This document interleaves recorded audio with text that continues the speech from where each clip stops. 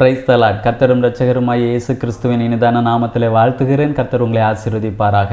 இந்த இனிய நாளை காண செய்த தேவாதி தேவனுக்கு ஸ்தோத்திரம் உண்டாவதாக. 1 கொரிந்தியர் 15வது அதிகாரம் 3வது வசனம்.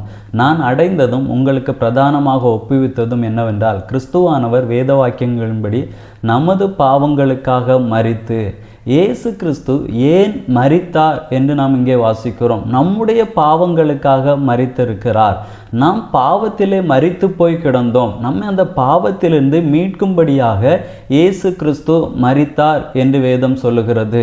அது மட்டுமல்ல, மனிதனுக்கும் தேவனுக்கும் இடையே ஏதேன் தோட்டத்திலே ஒரு நல்ல உறவு இருந்தது. அந்த உறவு கீழ்ப்படியாமை என்கிற பாவத்தின் நிமித்தமாக அந்த உறவிலே பிளவு உண்டாகிறது. மனிதனுக்கும் தேவனுக்கும் இடையே அந்த பிளவு உண்டானதை சரி செய்யும்படியாக, அந்த உறவை மறுபடியும் புதுப்பிக்கும்படியாக இயேசு கிறிஸ்து நமக்காக மரித்தார்.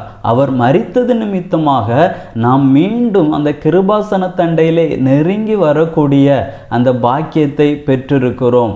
நாம் தேவனோடு உறவாடக்கூடிய அப்பா பிதாவே என்று அழைக்கக்கூடிய அந்த புத்திர சுவிகாரத்தை இயேசு கிறிஸ்து நமக்காக மரித்தது நிமித்தமாக நாம் பெற்றிருக்கிறோம்.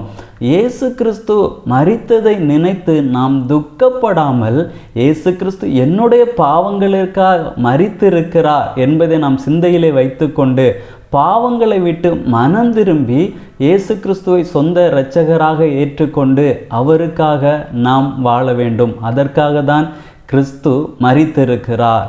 நாம் சிந்தையில் வைத்துக்கொண்டு நாம் மனம் திரும்பி கிறிஸ்துவுக்காக வாழ்வோம். கிறிஸ்து நம்மை ஆசீர்வதிப்பார். ஜெபிக்கலாமா? நல்ல தகப்பனே, உம்மை நன்றியோடு உம்மை துதிக்கிறோம், உம்மை ஸ்தோத்தரிக்கிறோம். எங்களுடைய பாவங்களுக்காக நீர் மரித்திருக்கிறீர். அதை எங்களுடைய சிந்தையிலே வைத்துக்கொண்டு நாங்கள் மனம் திரும்பி உமக்காக இனிமேல் வாழ கர்த்தர் எங்களுக்கு நல்ல கிருபைகளை தந்தருளும். இயேசுவின் நாமத்தினால் ஜெபிக்கிறோம் நல்ல பிதாவே. ஆமேன். God bless you.